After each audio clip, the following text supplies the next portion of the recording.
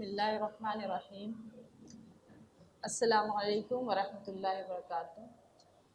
Dice पर बैठे आज के प्रोग्राम के प्रेसिडेंट मौलाना खालिद सैफुल्लाह रहमानी और तमाम ऑनरेबल गेस्ट, जज और यहाँ पर बैठे तमाम लेडीज़ और जेंटलमैन और साथ में जुड़े हम सब के साथ AIMC के काउंसलर्स और हमारी टीम। आज अल्हम्दुलिल्लाह मैं बहुत शुक्रगुज़ार हूँ AIMC की कि उन्होंने आज मुझे मौका दिया कि फ़ैमिली काउंसलिंग की रिपोर्ट का एक छोटा सा इंट्रो और उसकी रिपोर्ट जो सालाना रिपोर्ट है उसे हम पेश करें। ये बात हम सब के लिए बहुत ही खुशी और मसरत की है कि फ़ैमिली काउंसलिंग के आज 2 साल मुकम्मल हुए। मोस्ट 2022 से जो काम शुरू हुआ और हमें मौका मिला कि आज आपके सामने तमाम दानिश्वरों के सामने इस बात को पेश कर सकें। ये जो फैमिली काउंसलिंग सेंटर्स है जो कि AIMC तेलंगाना की एक सेल है और इसकी बहुत ज़रूरत महसूस की गई अलग अलग मौक़े पर। इससे पहले हज हाउस चलता था लेकिन वहाँ पर केसेस बहुत हुए और कुछ पॉलिटिकल इश्यूज़ की वजह से वहाँ पर उस काम में उतनी कामयाबी नहीं हुई। तो जब ये सारी टीम ने जब ये डिस्कस किया और इन हालात को देखा तो ये बात तय हुई कि इस बात की शदीद ज़रूरत है अपनी सोसाइटी में और ओवरऑल इंडिया। आगे हम जब डेटा देखेंगे उसमें किस तरीके से ये इश्यूज़ जो हैं बढ़ते जा रहे हैं। मैरिटल डिस्प्यूट्स के इश्यूज़ बहुत तेज़ी के साथ बढ़ते जा रहे हैं। Please next slide. हम में से अगर ये कहा जाए कि किसी ने भी अपने फैमिली, फ्रेंड्स या रिलेटिव में इस टाइप के केसेस नहीं सुने हों तो ये बात बिल्कुल काबिले एतबार नहीं है। यानी कि आजकल जितनी फैमिली से आप मिलेंगे तो या तो उनकी खुद अपनी फैमिली में या फिर उनके रिलेटिव्स और फ्रेंड में आप ज़रूर ऐसे कोई ना कोई केसेस पाते हैं। तो मैरिटल डिस्प्यूट्स की जो केसेस हैं अपनी सोसाइटी में बहुत तेज़ी के साथ बढ़ रहे हैं और उन वजूहात उस बिना पर जो सुसाइड केसेस हैं वो बताया जाता है कि 37,591 केसेस हैं बिटवीन 2016 टू 20। और अगर इसका हम एनालिसिस करें तो इसका ये मतलब होता है कि हर दिन 20 लोग मैरिटल डिस्प्यूट की वजह से सुसाइड कर रहे हैं। इंडिया टुडे की रिपोर्ट के मुताबिक सबसे बिटरली फॉल्ड यानी सबसे घिनौनी लड़ाई जो कोर्ट में लड़ी जाती है वो है फैमिली डिस्प्यूट्स के मुताबिक। यानी इस लड़ाई का इम्पैक्ट बहुत बड़ा है। अगर आप दूसरी चीज़ें लें तो वो 2 लोगों तक ही महदूद है, यानी 2 पार्टीज़ तक। लेकिन जो फैमिली डिस्प्यूट्स है उसमें एक पूरा का पूरा ख़ानदान जो है और नस्लें बर्बाद हो जाती हैं और उसका असर बहुत ज़्यादा लोगों तक पड़ता है और वो जनरेशन्स उससे तबाह हो जाती हैं। और जिस तरीके से इस लड़ाई को लड़ी जाती है वो भी काफ़ी यानी बहुत सारी चीज़ें जो इंसान दूसरों से शेयर नहीं करना चाहता मजबूरन उसे इस तरीके की बातें कोर्ट में जज के सामने बोलनी पड़ती है जो कि यूजुअली हम डिस्कस भी नहीं करते। इसी वजह से इसे एक बहुत ही बिटरली फॉल्ड केस कहा गया है। खुद जजेस और लीगल अथॉरिटीज़ ने इसे नाम दिया। ये जो पाई चार्ट है ये आपको बताता है कि लोग किस तरीके से यानी जेंडर बेस्ड ये बताया गया कि लोग डिवोर्स के बारे में कितना खोज करते हैं गूगल पर। अगर हम देखें तो आज आप ये जानते होंगे कि यानी अगर इंडिया का जो रेशियो है वो 1% बताया जाता है डिवोर्स के केसेस में, लेकिन यूजुअली जो होता ये है कि लोग इस केस को किसी के सामने पेश नहीं करते, ना किसी से इसके बारे में डिस्कस करना पसंद करते। तो अगर हम ये डेटा देखें तो इसमें औरतों की फ़ीसद ज़्यादा है जो ये सर्च करती हैं कि डिवोर्स का क्या प्रोसीजर है। दैट मीन्स कहीं ना कहीं उनके दिल में और उनकी यानी जो हालात है उसमें ये ज़रूरत पैदा हुई कि वो डिवोर्स की तरफ जाना चाहती हैं, लेकिन वो अपने सोशल प्रेशर की वजह से या फिर कोर्ट की जो इतनी सारी प्रोसीडिंग्स हैं और बहुत ही हेक्टिक है उसकी वजह से वो कभी कोर्ट को अप्रोच नहीं करती। और बहुत सारे लोग इसी तरीके अपना जो भी उनकी लाइफ में सर्कमस्टेंसेस है उसे बर्दाश्त कर कर लेकर चलते होते हैं। Please next slide. और अगर आप देखें ये किस तरीके से जी, अगर 1980 में 1988 में जो इंडियन डिवोर्स कोर्सेस है पर 1000 वो 0.5% हुआ करता था, लेकिन 2015 में ये बढ़ करके 3% हो गया। ये तो 2015 तक का डेटा है, लेकिन अगर आप अभी देखें और कोविड के बाद की सिचुएशन देखें तो ये ग्रेजुअली बहुत तेज़ी से इंक्रीज़ हुआ है डिवोर्स केसेस और कॉन्फ्लिक्ट्स में। Please move to. तो यूजुअली लोग जो कोर्ट नहीं जाते हैं उसकी कई चीज़ें, उसकी कई बुनियादें हैं। एक तो ये ऐसा एक्सपीरियंस है, it's very traumatic experience parents के लिए, बच्चों के लिए। इमोशनली वो काफ़ी डिस्टर्ब होते हैं। आजकल आप सुनेंगे 2020 में शादी हुई, 2022 में खुला, ठीक है। बहुत ही क्विकली ये डिसीजन लिया भी जा रहा है और विद इन फ्यू मंथ्स भी ऐसे केसेस आए हैं कि जहाँ पर मैरिज डिसॉल्व हो गई। या फिर ये सुनेंगे कि ख़त्म नहीं हुआ रिश्ता बट लड़की जो है आकर अपने माँ बाप के घर पर है। तो ये एक बहुत ही ट्रॉमेटिक एक्सपीरियंस है। इमोशनली बच्चों पर और दोनों फैमिलीज़ पर इसका बहुत असर पड़ता है। इसके अलावा जब आप कोर्ट जाते हैं तो जजमेंट में इतनी लेट होती है कि कई केसेस ऐसे हैं जिन्होंने जवानी में केस दायर किया और जब तक उनको जो जजमेंट आया वो उस उम्र को गुजर चुकी जहां वो शादी के लायक थी, यानी वो अपने बुढ़ापे पे पहुंच जाती हैं। तो ऐसे जजमेंट से उन्हें कोई फ़ायदा भी नहीं महसूस हुआ।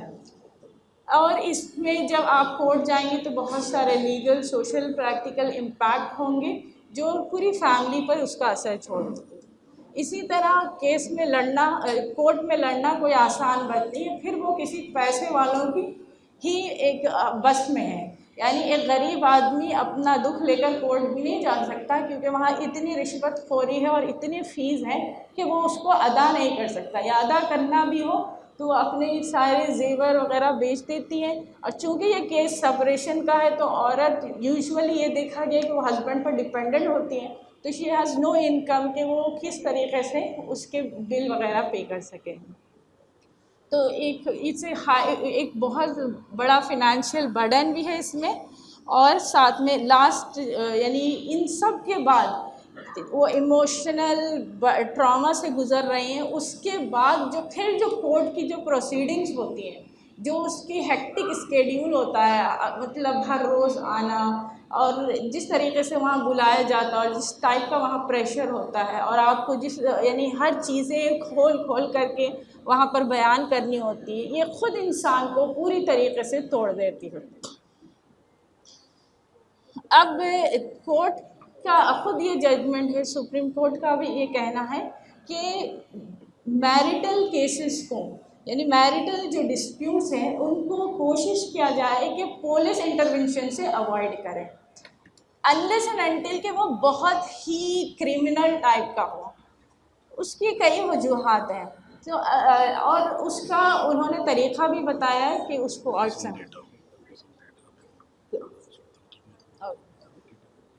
तो उसके लिए अल्टरनेटिव डिस्प्यूट रेजोल्यूशंस हैं, सेंटर्स हैं, जैसे कि मीडिएशन, आर्बिट्रेशन और कंसिलिएशन सेंटर। उनके थ्रू हम जो है मैरिटल डिस्प्यूट्स जो है उसको सॉल्व कर सकते हैं। Next slide.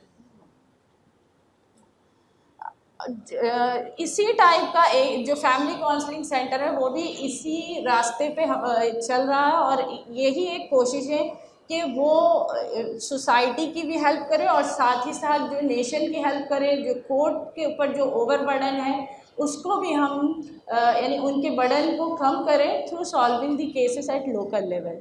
तो अगर आप इसके लीगल प्रोविजंस भी देखें तो लीगली भी ये अथॉरिटी दी गई है और हक है, मतलब इजाज़त है लीगली कि हम मीडिएशन सेंटर खोलें और लोगों के मैटर को रिजॉल्व करें। ना अब अगर आप देखें AIMC का जो ये फैमिली काउंसलिंग सेंटर है, इट वॉज इस्टेब्लिश्ड इन 2022। इसके थ्रू अभी 8 मोहल्ला फैमिली काउंसलिंग सेंटर चल रहे हैं जिस अलग अलग जगह पर और बहुत ही सेंटर पॉइंट्स पे, और अल्हम्दुलिल्लाह इसमें बहुत सारे लोग अप्रोच भी कर रहे हैं।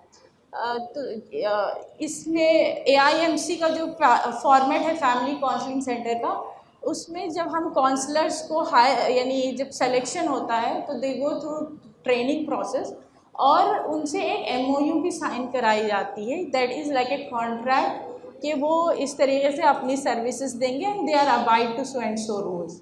एंड अल्हम्दुलिल्लाह we have qualified and well trained counsellors. सारे काउंसलर्स का रिटन एग्ज़ाम होता है, ओरल असेसमेंट होती है, उसके बाद उनका सिलेक्शन होता है। प्रॉपर उनका ऑफिस सेटअप है जहाँ पर वो उनकी प्रॉपर टाइमिंग है, इस टाइम से इस टाइम तक वो बैठते हैं और वहाँ पर उनके पास जो भी केसेस आते हैं तो डॉक्यूमेंटेशन के ज़रिए उसे सॉल्व किया जाता है।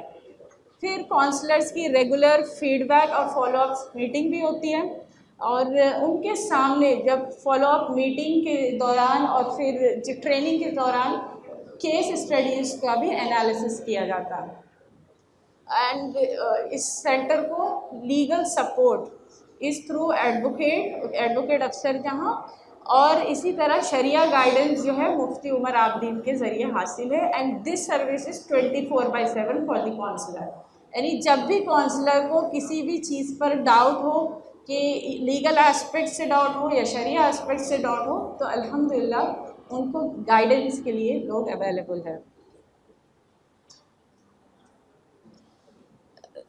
तो talking about the counsellors training, counsellor को जो ट्रेनिंग दी गई उसमें जो सब्जेक्ट्स को कवर अप किया गया है उसमें है पहला Muslim personal law, okay, to understand कि इस्लामिक पर्सपेक्टिव में इवन जो कॉन्स्टिट्यूशन है वो भी हमें इस बात की इजाज़त देता है कि इन चीज़ों में जो पर्सनल लॉज है उसमें हम अपनी इंडिविजुअल लॉ को फॉलो कर सकते हैं। तो उनको पहले तो वो अंडरस्टैंडिंग दी जाती है कि मैरिज डिवोर्स ये सारे केसेस में पर्सनल लॉ क्या है उसकी डिटेल।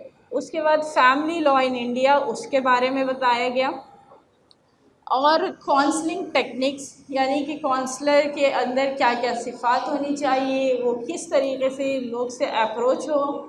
क्योंकि जब आप देखें हमारे पास क्लाइंट ऐसे भी जो बहुत हम्बल भी आए और ऐसे भी थे जो बहुत एग्रेसिव थे, तो उन अलग अलग टेम्पर है, अलग अलग इमोशन में जब वो आते हैं तो उनको किस तरीके से डील किया जाए।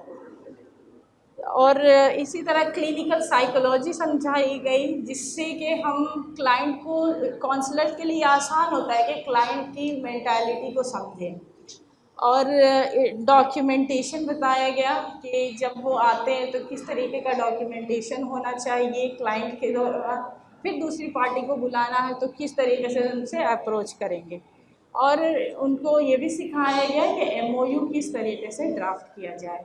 तो overall if you see the अल्हम्दुलिल्लाह जो the main focus of family counselling centre कि ऐसे काउंसलर्स तैयार किए जाएं जो जहाँ कहीं भी हो वो इतनी बेहतरीन सर्विसेज दे सकें कि फैमिली यानी उन्हें कोर्ट जाने की ज़रूरत ना पड़े। And they should be perfect in all the aspect, जितनी चीज़ें भी उनको इस दौरान आती है उन सब चीज़ों को वो हैंडल कर सके सिंगल हैंडेडली। लेकिन इसके बावजूद भी टीम भी अवेलेबल है जो उनकी हेल्प करने के लिए हमेशा तैयार है। This is some of the sample of documentation जो कि ऑफिस में होता है जब क्लाइंट आते हैं तो उनका इस तरीके से एंट्री की जाती है। एंड टू मेक श्योर कि दिस इज़ कम्प्लीटली कॉन्फिडेंशियल, ये क्योंकि ये बात बहुत लोगों में यानी हेजिटेंट होते हैं, बहुत सारी फैमिली इसीलिए अप्रोच नहीं करती है कि उनको एक यानी घर की बात बाहर ना चली जाए, ये इस बात का खौफ होता है। इसी वजह से वो यूजुअली बाहर अपने केस को नहीं लेकर आते। तो ये बात उनको पूरे इत्मीनान के साथ बताई जाती है, उनको एश्योर किया जाता है कि आपकी कोई भी इंफॉर्मेशन लीक नहीं होगी। सारी चीज़ें जो उनकी यानी कॉन्फिडेंशियल है, इवन जो यानी दूसरी पार्टी को भी जो बातें काउंसलिंग के लिए ज़रूरी है, जो बातें डिस्प्यूट ख़त्म करने के लिए सिर्फ वही शेयर की जाती है। They are well train in that. This is one of the, ये फैमिली काउंसलिंग सेंटर का एक डेटा है। इस तरीके से डेटा मेंटेन किया जाता है। या please, and this is the achievement so far अल्हम्दुलिल्लाह। तो टोटल केसेस जो सॉल्व हुए हैं on all the centres is 59 cases, जिसमें से रिकनसाइल केसेस यानी कि फिर से वो कपल्स जुड़ गए हैं वो है 47। और बहुत ही ऐसा केस था जिनका मिलना बिल्कुल मुमकिन नहीं था, तो उन लोगों को फिर आगे स्टेप लेके सेपरेटेड केसेस में वैसे 8 केसेस हैं, and still there are on going cases, that is 12 cases. To be part of this cause, अगर आप भी कहीं मतलब अपने एरिया में फैमिली काउंसलिंग सेंटर स्टार्ट करना चाहते हैं और लोगों की मदद करना चाहते हैं AINC के थ्रू, तो we are like the team is ready to support you completely. और you can contact on any of this number which is Mufti Umar Abdin sir, then Advocate Afsar Jahan and Mrs. Khatija who is secretary. So inshallah every kind of support will be provided to expand this work. Thank you. Jazakallah khair. Thank you.